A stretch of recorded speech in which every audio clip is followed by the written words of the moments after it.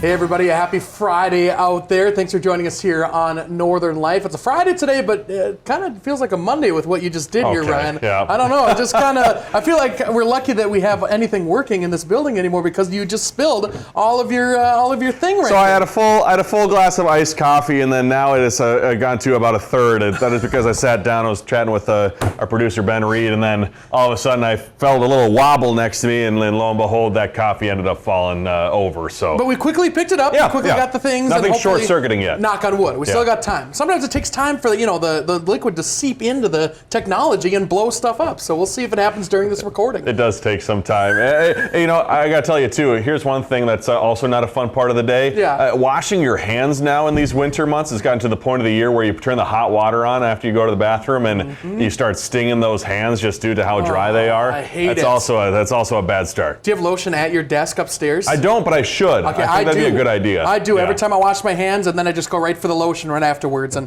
get it on there, and it's still really dry. I do it every single day. It's like, what am I doing? Can't beat Mother Nature. No. Yeah, just smacking our hands. Well, so yesterday we had a voicemail on our Northern Life text line regarding our winter here, asking what would happen to a tree that split open due to exploding trees. Well, according to info online, exploding trees, better known as frost cracks in those trees, generally do not die from the phenomenon, so that's good news for our viewer, although they are at risk of long-term damage. So while the sudden loud splitting caused by that extreme cold that we saw can create some deep fissures in the bark and the wood, fortunately rather rare when it comes to being fatal for the tree. That's good news. And I guess that kind of makes sense because, otherwise the trees would always die, right? Every single winter it would get way too cold. All the trees pop and then all the trees die. I guess that makes sense right there. So thankfully they do not die. That would be horrible for our ecosystem. It's good news. Yes. Good. Keep some good news going after what started as some bad news here.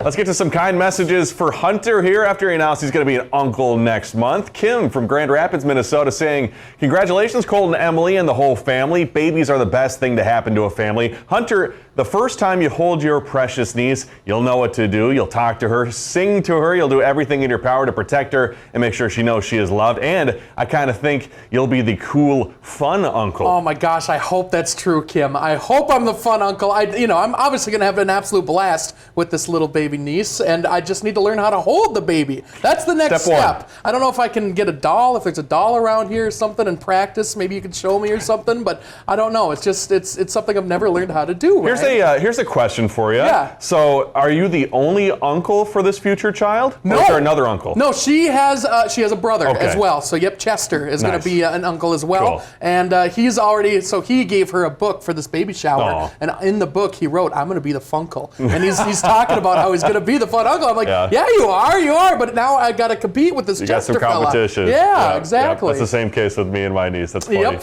Well, next we had Dave who said, happy birthday to Shania. I hope you have a great day as well as a blessed next trip around the sun. And to Hunter, one recommendation for when you become an uncle, Mr. Brown can moo, can you? I read quite a bit of that to my daughters, but this one was special, making all those noises. Now, he says, Dave, that is, has been able to read that to his grandkids. Dave also wishing us a great day. That's sweet. Any book that I get to actually perform and do some stuff, I think I'm going to excel in, hopefully. Yeah. The mooing, the pretending to be animal noises. Do you read to Bridget quite a bit? Yeah, the thing she likes to do is she doesn't necessarily, she doesn't read the book yet, but she loves just scanning the pages incredibly quickly and then just flipping through. So you're trying to read it to her and she just keeps moving it. But Bridget, you do a great job at flipping those pages. She's quick. Yeah, I like that. Very quick. And finally, Darlene let us know, congratulations, Hunter. So happy for you and your soon to arrive niece. My advice, just keep being the kind, caring, and wonderful person you are, and you will be the best uncle ever. Well, that's very sweet of you to say, Darlene. Oh my gosh, that's awesome. Instinct, I guess. Hopefully,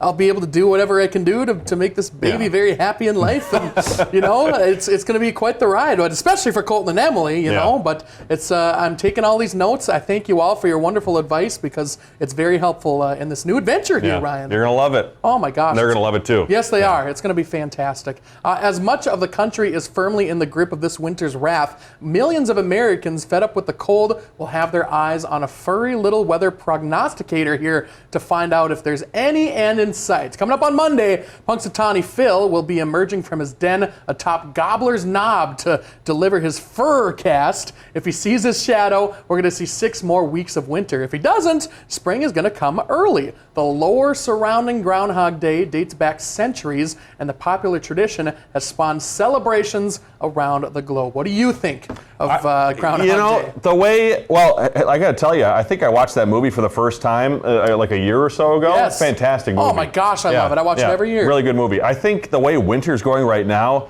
I feel like we'd have an early spring, but I could be wrong because I feel like we've gotten it pretty bad for the most part to start the year. What do you think? Well, from a meteorological standpoint, we're now switching from a La Nina to more of a neutral, not really either La Nina or El Nino, so the predictability is actually worse. It's difficult to predict what's actually going to be happening here. So if Puxatawny Phil has any advice for us, we'd love to hear it because, we'll see if he gets it right. I don't know what his average is for getting it right and wrong. Do you know by chance? Oh, I think meteorologist Tony Nargi looked back on that He's information. Not a fan. I think it was somewhere around 30, maybe 40%. Okay. Yeah. Boy, Tony hated Puxatawny Phil. Was not a fan. I mean, he kind of gives meteorologists a bad rap a little bit. That is true. Just a tad, but that's okay. I like Groundhog Day, especially the film. Be sure to join this prognosticator at 4 p.m. weekdays over on our CBS side. We're 1 week away from the start of the Winter Olympics, but how about this? The U.S. government does not fund the country's Olympic program or pay its athletes. However, Team USA athletes at the 2026 Games will get paid thanks to a billionaire's huge donation. The team announcing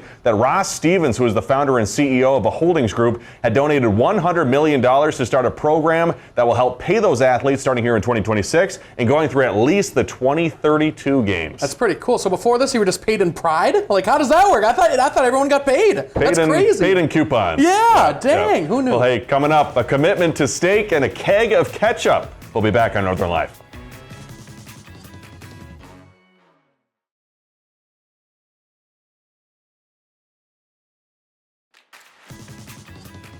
Welcome back, folks. This Valentine's Day, Longhorn Steakhouse is helping steak lovers make things official with their favorite steak temperature. Introducing Steak Commitment Rings, a limited edition way to vow you'll never settle for the wrong cook. Made with real silver, real Longhorn seasoning, and even real steak sealed inside. The ring comes in 5 temperatures and goes on sale February 4th. For $50. You're going to get yourself one, right? That's not too bad, actually. You know, what's your go-to? I feel like mine's a little medium rare action. That's exactly what I get. Medium rare. I like a little red there in the center, a little bit of blood oozing out. I know it's not blood, but it's very tasty. Very good. You know you're getting old, too, when you have a chat with your friends on your whatever phone you use, and you're talking about, taking pictures of your steak that you ended up cooking, and people say, just a little too done, a little too raw still. Get roasted all of a sudden. Yeah, my gosh. You know what you can also get for $50? What? A really nice steak. So just get the steak and eat the steak. Don't get the ring, I don't know. There's no commitment. There's no commitment in that. Well, just in time for the big game, Heinz is tapping into a bold new way to enjoy America's favorite condiment. Meet the Heinz Keg-Chup, the first ever keg of Heinz ketchup. Inspired by the beer world, it's designed to keep watch parties flowing with unmistakably rich ketchup all game long, because running out of ketchup might just be the biggest party foul of all. I love ketchup, Ryan. I don't know if I could go for the big ketchup keg, though. I don't know if I could use it all before it expires. If you had that on ice for the big game, that would be the party to be at. It'd be legendary if you could actually secure that. I don't know how. Do you have to sign up for something, or maybe go to Heinz's website to find more information. Have details on there. Yeah, or something, I think so. That'd be pretty darn cool. I'm actually not a huge fan of ketchup. Really? Yeah, I don't know. Something about it. I think it's like the water that comes out of the ketchup bottle sometimes. That's true. I know I gotta shake it. Director Shania saying I have to shake it, but sometimes it just comes out and you're like, that just ruined the whole experience. Yes, for me. The ketchup gross water, it's very gross. What do you use for fries then? Like mustard. Mustard. Or mayo. Well, they do the same thing. Well, mustard if you don't shake it. Yeah, that's a different. Something about tomatoes. Interesting. I don't know. Out on the East Coast, Boston still digging out after the latest snowstorm. And along with the snowbanks, a familiar city tradition is popping back up. Yeah, from traffic cones to lawn chairs and even works of art, people are using all sorts of items to save and mark their shoveled out parking spots, which, by the way, is legal during a snow emergency. Mike Sullivan brings us to the neighborhood showdown. As Boston digs itself out, herein lies a bit of buried treasure, a collection of trinkets known as space savers, placeholders for people who dig out their parking spot. Turns out finding them is not very hard. They are everywhere and perfectly legal during a snow emergency. Some are as simple as a road cone, others as majestic as a work of art. But what happens if someone plants their saver and then someone moves it and takes their space. Came home around 8:15 and then found my chair moved, folded up right there, and someone parked in my spot. Let's just say Kylie Ferber had a few choice words she can't share on TV. I feel like there's snow etiquette around here in the city that you just don't move it. She posted her plight to but I social really just media. wanted- Instantly, her neighbors were ready to retaliate for her. It just was like validating a little bit. I was upset other people were upset for me, which was very nice. Eventually, someone offered her a driveway to park in for the night. Her experience is a citywide fear. I'm about to throw the snow back in the space when I'm done with it. If I ain't parking there, no one is. Space savers are allowed for 48 hours after a snow emergency. It is unless you live in two neighborhoods. Space savers are prohibited in the South End and Bay Village due to the neighborhood's own policies. Yet, that didn't stop someone from trying. They even left a threat to smash the windows of whoever took their spot. I ain't touching it. I don't want to deal with whoever's going to come running out of there, off their porch or whatever. So what can people do beyond contacting 311? Can action be taken, or are you just out of luck? We reached out to the city for an answer. They're working on our request, but we've yet to hear back. I'd probably fill their car up with snow, so they'd have to dig it out. I'd just go find another spot. But I don't know. I don't pick fights, so. I guess it's just up to your conscience for now. In Boston, I'm Mike Sullivan, WBZ News. Hey man, don't mess with those Bostonians, apparently. It's the Wild West out there. They're just, wow, Yeah. frontier justice over there. That's absolutely insane. But I'm glad that it's not that way over here, I guess. But boy, would I be frustrated if somebody took my spot. Oh That yeah, would be insane. especially when you took the time to shovel out said spot. Yes. Yeah. Wow. All for your thing to be thrown to the side. And it's not usually when it's on the street, it's the wet, heavy stuff because Yeah. the water accumulated from the road. And oh, that's a lot of work. Chunky. Yeah, Yep. so we have street parking where I live and some off-street parking too, which is awesome. But Yes. street parking is a little closer to the building, so every time I drive home and there's a spot right front, it's awesome. And sometimes Yeah. when I come back and there's not, I get a little sad. So. But it's not that long of a walk, right? From your other. No. Okay, that's. Maybe I should try a spot saver sometime.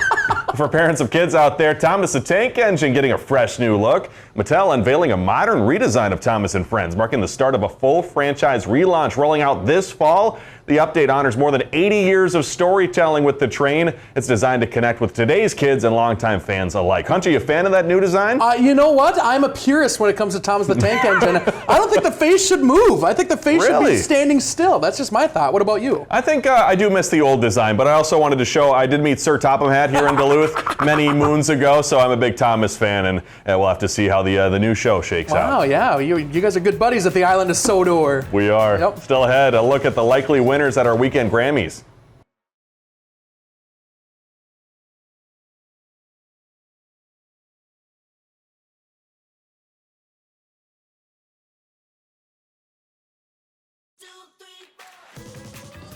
Welcome back, folks. This is interesting. A blast from the past. Wired headphones are having a comeback, Ryan. Athletes, musicians, and actors are among the A-listers who've been spotted in them. The December New York Magazine cover featured celebrities sharing wired earbuds on the subway. The rich and famous might not care that they're even cheaper than some Bluetooth models, but average people probably do. Wired headphones also are hard to hack and less likely to fall out or require charging, Ryan. Pretty interesting. Yeah, you know, I was running the other night, and Shania could attest too, if you don't have your music or something to listen to while running, it gets pretty boring. Yeah, So, yes. The other night, it was so cold. Our director, Shania, doesn't even run with music. Oh my gosh, Wow. how do you do that? She's a purist, a That's running purist. insane. But I get bored, so that's me. And so my AirPods actually stopped working because of how cold it was. And so I was left for the last 1.5 miles or 2 miles to just with nothing. That would be the thing, because I've never really had AirPods before, and they're just, you'd always have to remember to charge it, Yep. which would be very annoying. I don't even like the wired ones, though, because no matter what, they always fall out of my ear. Yeah. I like the one that go over the head and cover your ears like that, and they keep your ears warm when you're running. And they always get tangled up too. Those wired Yes. AirPod-looking ones, they get tangled up pretty easily. Music's biggest night is only a few days away. Kendrick Lamar, Lady Gaga, and Sabrina Carpenter setting the tempo with a combined 22 of those Grammy nominations. Whoa, Gwen Baumgartner is taking note of who is expected to win this Sunday. Kendrick Lamar leads the 2026 Grammys with 9 nominations, an encore of last year's success where he took home 5 awards. He's competing again for Record of the Year alongside Bad Bunny, Sabrina Carpenter, Doechii, Billie Eilish, Lady Gaga, Chappell Roan, and Rosé and Bruno Mars. Initially, I kind of thought Kendrick Lamar had it in the bag. Now, I've kind of changed my tune, and I think it's more of a race in some of the top categories between Bad Bunny and Lady Gaga. Music critic Chris Willman says the Grammys voter base is evolving. One thing the Recording Academy has done recently is invite everyone who votes for the Latin Grammys to become a voter for the regular Grammys. And so that is going to cause a big shift, I think, in giving Latin music more of a chance. Puerto Rican powerhouse Bad Bunny is nominated for 6 Grammys. Newcomer Leon Thomas also has 6 nominations. That's a real vote of confidence for him. He's kind of the anointed one this year. However, Willman predicts Olivia Dean will take the award for Best New Artist. She faces off against Thomas, Cat's Eye, The Marias, influencer Addison Rae, Somber, Alex Warren, and messy singer Lola Young. But music's biggest night includes more than just music. Best audiobook, where you've got the Dalai Lama versus Fab from Milli Vanilli. And only at the Grammys does that become a competition. The category also includes actress Kathy Garver, Supreme Court Justice Ketanji Brown Jackson, and Trevor Noah, who returns to host the Grammys for the 6th time. Gwen Baumgardner, CBS News, Los Angeles. Hunter, is anybody you're going to be looking out for on Sunday? I don't know many of the artists' songs, unfortunately. I don't wish I'd listened to the news stuff. I don't know. It's all right. It's okay. Some of it's okay, but a lot of it just to me is, pre-programmed, whatever. What do you think? Well, Olivia Dean, who they were talking about there briefly, does have some very good music. Does she? It's the type of music that, as much as you want to fight it, maybe, it just makes you want to dance. I like Sabrina Carpenter. Sabrina Carpenter's good. Kendrick Lamar has some great songs, too. There is some talent. You got to fish through it, though. I think I do have to listen to some Bad Bunny before, obviously, he plays for the Super Bowl, so that way I can know some of those beforehand. That makes sense. Yeah. Well, hey, coming up, talk about a toddler who's been pretty impressive, just 2 years on this earth. We'll see you in a bit.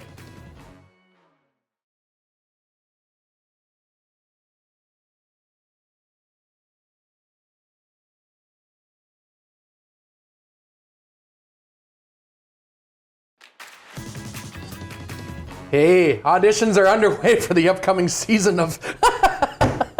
I don't know. I like that one. Auditions are underway for the upcoming season of America's Got Talent. Hopeful performers are lining up for their chance to be at the spotlight. Producers say several past winners, including Grace VanderWaal and Matt Franco, first succeeded at open auditions like these. Judge Howie Mandel says that kind of exposure can lead to be life-changing and launching careers overnight. For many auditioning now, this moment could be the start of something big. Have you ever thought of doing one of those, Ryan? Maybe back in the day, maybe when I was 10 or so, and then, when I got towards 18, I was like, there are a lot of talented people out there. Yes, it's insane. It's almost, like you said, kind of discouraging with the amount of talent and different things that people can do. If you were to go on there, what would you do? Sing? Oh, stand-up comedy. Stand-up comedy! Have you ever tried it before? I've never done it. Oh my gosh, crazy. Yeah, it'd be fun to see this guy singing up there. That'd be fun. Yeah. Before we go, watch this. A very talented toddler making world record history twice over. 2-year-old Jude Owens from Manchester, England. Now a double Guinness World Record holder in snooker, which is similar to pool. He is the youngest ever to sink 2 balls with 1 shot and the youngest to pull off a bank shot. Guinness says the pint-sized prodigy has even landed a sponsorship. He's crawling on the table. That's fantastic. Make your money, dude. That's what I'm talking about. Oh my gosh. Thanks for joining us this week. We love you. We'll see you on Monday.